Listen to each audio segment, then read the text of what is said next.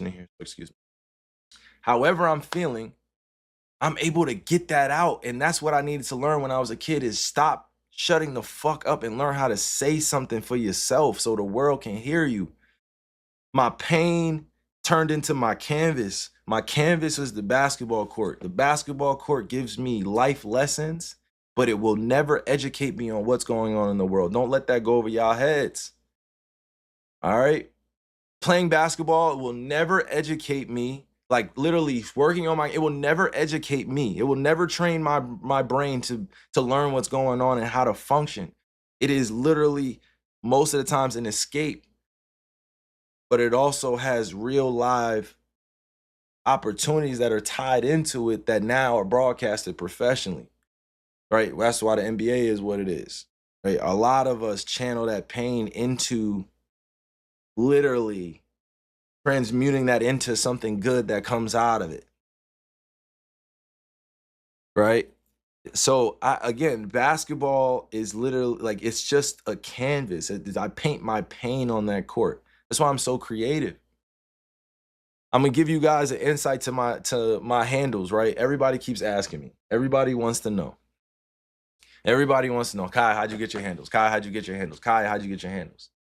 And I'll tell you exactly how I got my handles. It really came from being in a very imaginative kid, having the gifts given to me from my ancestors, people who came before me who were on this earth and didn't get a chance to even live how I'm living today. Don't let that go over y'all heads either. When I tell you I'm grateful for my ancestors, it really comes from a place of they were not able to be free on this land either. They were not able to get on stream like this. They were not able to work on their craft, such as basketball, and then be able to make not just the money, but to be able to change the or pivot where the family is going. My work ethic will always stand out, but it's really my imagination and also how I took that pain in which I'm speaking on. And I didn't even know that my pain would make me this great. I did not know that my pain would make me this great. I'll go outside my backyard, take off my shoes, get on that concrete and just hoop. I'll just hoop. I'll take off my shoes and just hoop. I don't need no socks on, no nothing. You know why? Because literally all I knew when I was younger, when I was in pain or I was feeling some type of way emotionally, I would just go get my basketball, go in that backyard. So how did my handles become so great? That pain was driving me, guys. That pain was driving me. Like, it's nothing like pushing yourself to the limits to see if, I'm not going to say this because I don't want to be clipped up, right? I'm going to say this very responsibly. But it's pushing yourself to damn near almost perishing. Like, it's pushing yourself until you about to pass out. It's pushing yourself until you're hurting, bro. And I know a lot of people in this chat know this, and some of you guys don't know what it is, but it's not, again, this is why I say basketball taught me life lessons. Taught me life lessons, but it did not educate me on how to regulate my nervous system, breathe through things. It didn't teach me that I had to go practice just like I was practicing basketball. And that's what this pivotal point in my life is. I'm ready to go practice with other skill sets.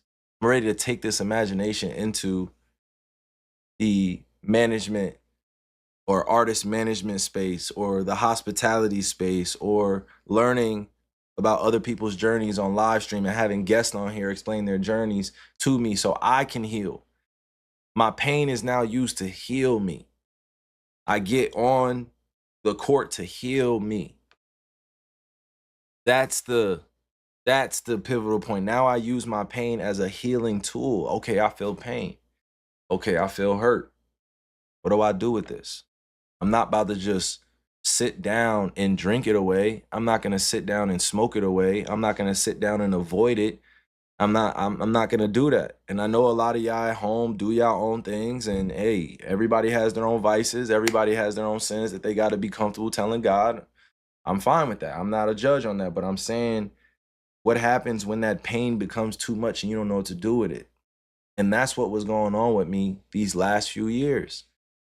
I'm having some of the best moments of my career on court but I don't know what to do with that pain. And now I look crazy because I'm a young person that is ignorantly trying to burn bridges, trying to hurt other people, and then trying to use basketball to educate myself. How many Kobe highlights can I watch? How many MJ highlights can I watch? How many work ethic videos can I watch? How many motivational videos can I watch? How many transformative training methods for your brain? How often can I wake up at 4 a.m., 5 a.m. to keep training? I don't want y'all to think that I'm saying training is bad. I'm just saying I had to realize like I am only getting better at this craft. So where the heck is my maturity? When real life happens, when I need to be able to be my age and act my age, and not even just act my age, but to understand how to handle things without deviating from the mission or the goals that I have or putting myself out there too much where I'm just like, fuck it, I don't care. And having that careless attitude was so common for me as a young person. As a younger person, I'm still a young person. As a younger person, it was like all of those careless moments where I was like, yo, fuck it, like I don't care. Like, what you mean you don't care? You don't care about what? You don't care about what? I mean you don't care? What you mean you don't care about your life? What you mean you don't care about breathing on earth and having a chance? What do you mean? And I'm not the one to just question people like that in front of them and try to discredit how they feel, because a lot of people come from the similar environment that I did, right? Where you're very young and you lose two people that are very instrumental in your development. Or you lose a friend early and then you turn to other things that don't really belong, you know, and they don't really belong in your journey, you know. So I appreciate you guys for all of the comments. I love you guys too. Thank you for allowing me to stand on my truth here and explain this to you guys, because I know that sometimes my streams can go like this, but I really wanted to start off this 8-6 stream as I move forward and move forward so I could get this message out to my future self. So every stream, I'm going to tell you why this means a lot to me, right? Not just August, but why this stream means a lot to me, why streaming means a lot to me, because I didn't get into this to just be random as fuck. I didn't just get into this. I got into this to help others heal. I got in this to make sure that I am still staying on course, right? Do I want to talk about basketball reactions? Yes. Do I want to talk about basketball culture and do everything that people expect to see on here? Cool. Yeah, sometimes. But for the most part, I'm human just like everyone else. It's hard to not internalize what you're seeing on your phone, especially when people are struggling or, you know, doing something, you know, that doesn't necessarily help them figure it out. And for all of you guys that are asking me questions, right? Like, yo, Kai, what do you be doing on your off time? Yo, Kai, what you be doing? Da da da. I'm like, look, I do the same shit y'all do, but I also respect my own privacy. Right? I don't I want to be out and about, and sometimes y'all may catch me out and about. Y'all saw me at AMP's pool party. Shout out to AMP again. Man, you know, making sure those guys are all good, but there there's a time and a place where now I can kind of show up and experience, we say, being outside. But let me know when y'all get back from the ads, man. I get back from that. All right. I'm gonna end this at 144, you guys. I'm ending this at 144. That's what I'm gonna try to. That's what I'm aiming for. All right. Okay, I got you. I'm definitely gonna be praying for you, man. Congratulations on your wife, bro, being pregnant. Yes, sir. Yes, sir, bro. Yes, sir. Yes, sir. Um, okay. So I am gonna close these next 20 minutes out, right? And let you guys know I do the things that y'all do. That's that like some of you guys that are involved in spirituality practices, some of y'all that are involved with some of your faith-based practices, whether it be prayer, whether it be spiritual medicine out there in the forest that you take, like ayahuasca, whether it be the toad, whether it be You know, some of you guys dab in cannabis products, some of you guys dab in wine and alcohol. And though I don't ever want to get on stream and say, hey, you should go out and do that, I would tell all kids to stay away from that, from the smoking, the drinking. Thinking clear is a great way to be. Because anytime you have inhabitants or things that could dull you and you're not where you want to be, and you're watching things on social media or you're watching other people and comparing yourself, I don't think that's the wave. I think that being driven beyond measure and putting your best foot forward until you get there, and even when you get there, the work is just starting. But a clear mind, being able to really do all the things that you want to do and accomplish it and have the stamina to do it, working out every day, you know, putting your body to the test and risk taking out here. You only get one of these lives in this vessel. You might as well try everything.